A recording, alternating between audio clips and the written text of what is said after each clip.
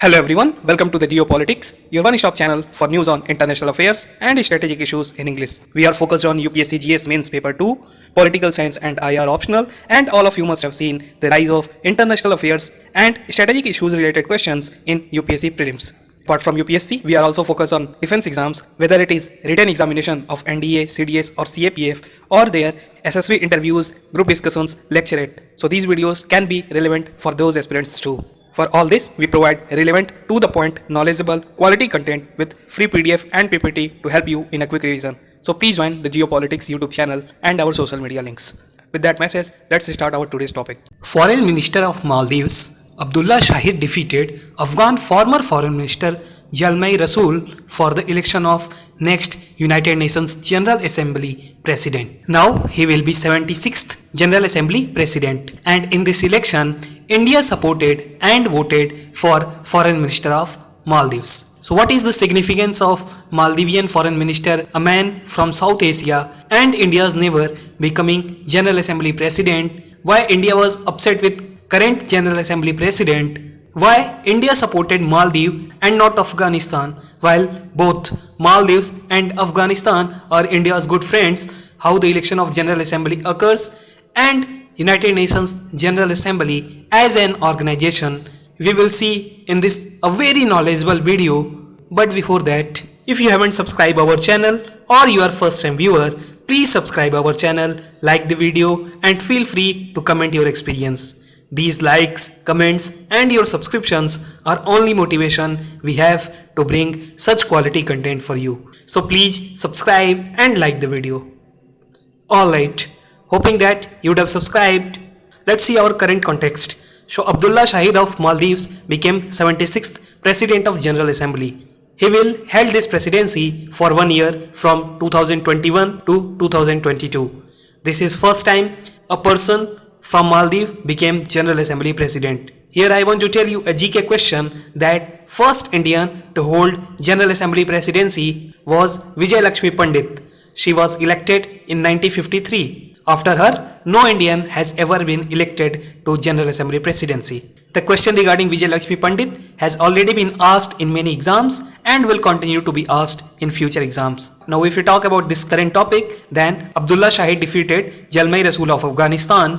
In this election, Abdullah Shahid of Maldives got 143 votes of 191 countries, while Zalmay Rasool got 48 votes. Now before we know why India supported Maldives and not Afghanistan, let's know how President of General Assembly is chosen.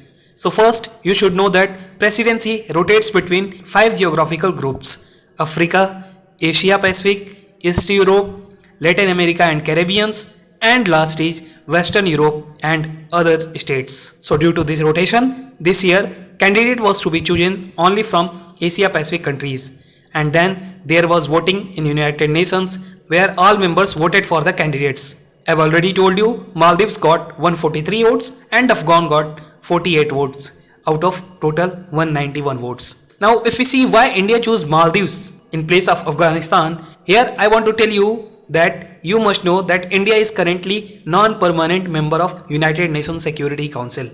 Actually, this year in rotation, the term was of Afghanistan to be candidate for non-permanent member. But Afghanistan gave its candidacy to India and asked it to be candidate on its place. And last year, India won the election handsomely and became non-permanent member. Still, this year, India didn't support Afghanistan. Afghanistan candidacy in President of General Assembly elections. Why is this? Well, the Indian answer has some logic.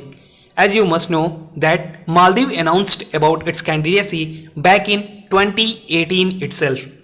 That time, no other candidate was in fray. Maldivian diplomats started working since 2018 for this presidency. India, in November 2020, announced that it will support Abdullah Shahid of Maldives in the election.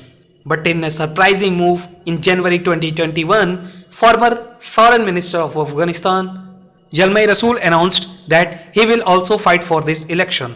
That time, election was only 6 months away. Since India has already announced its support to Maldives, so it decided to vote for Maldives, despite Afghan being a neighbor and a trusted partner. So this was whole story behind India choosing Maldives over Afghanistan. Now let us see what will India gain from victory of Abdullah Shahid. So if we see the first point, then Abdullah Shahid of Maldives chose Indian diplomat K. Nagaraj Naidu to be his chief of staff in General Assembly office. This will surely boost India's clout, as an Indian diplomat will see day-to-day affairs of United Nations General Assembly office. So it will surely boost India's diplomatic clout. Next, India-Maldives friendship will also increase and gets more and more strength. If we see other points, then Voice of South Asia and a neighbor of India will now present on a high table and in many decision-making processes of General Assembly. Abdullah Shahid presidency can now see India's agenda like terrorism, United Nations reforms, climate change are getting pushed in General Assembly debates. Beyond this, General Assembly control budget, adopt treaties, address global issues from poverty to corruption, and passes numerous resolutions that will not legally binding but almost reflect global opinion. So India will get benefited in all these spheres. And last, if we talk about last General Assembly President, Volkan Bozkır, a Turkish national who recently during his trip to Pakistan openly supported Pakistan propaganda on Kashmir despite presiding such a respectable position of President of General Assembly. He said Pakistan need to work hard to raise the Kashmir issue internationally, especially to the United Nations platform. He also attacked India for changing in Article 370. This caused a stiff response from India.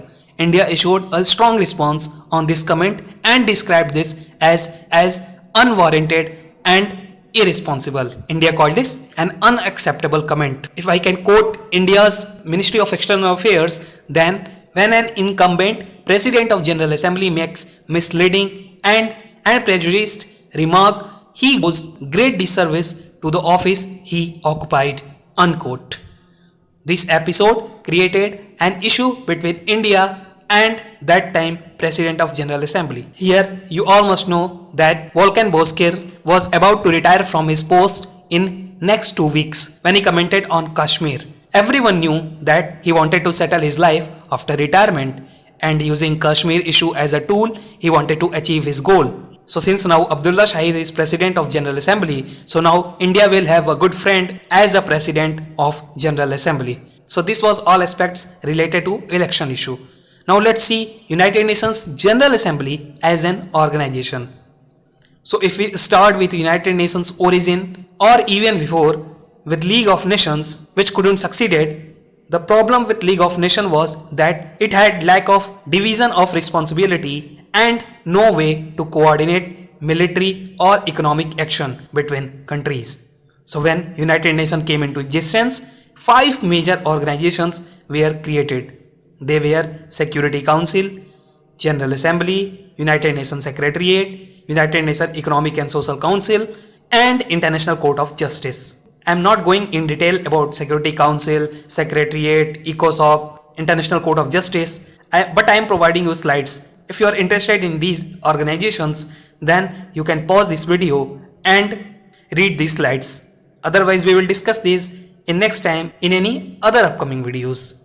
Meanwhile, if we talk about General Assembly, then all members of United Nations meet under its presidency mainly between September to December. You must know that United Nations General Assembly is also called Parliament of Nations. I again repeat, General Assembly is also called Parliament of Nations. United Nations General Assembly is only organ where every member state is represented. General Assembly control United Nations budget, adopt treaties, address global issues from poverty to corruption, and passes numerous resolutions that, while not legally binding, but almost reflect global opinion. General Assembly is only organ where every member is represented. Sometimes it also convenes for special and emergency sessions for very important issues, like recently it convened on Israel-Palestine issue.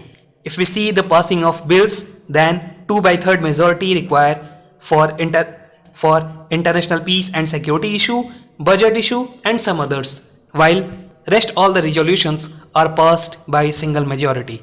At last, if we see power of General Assembly, so it can be divided into 5 functions. First is deliberative, second is supervisory, third financial, fourth elective functions, and last is constituent functions. So let's see each one by one. If we talk about deliberative function, then all matters regarding decisions, discussion, studies, declarations comes into this. In supervisory functions, supervising the organs and agencies of United Nations like ECOSOC, Economic and Social Council, Trusteeship Council, and others are under supervisory function.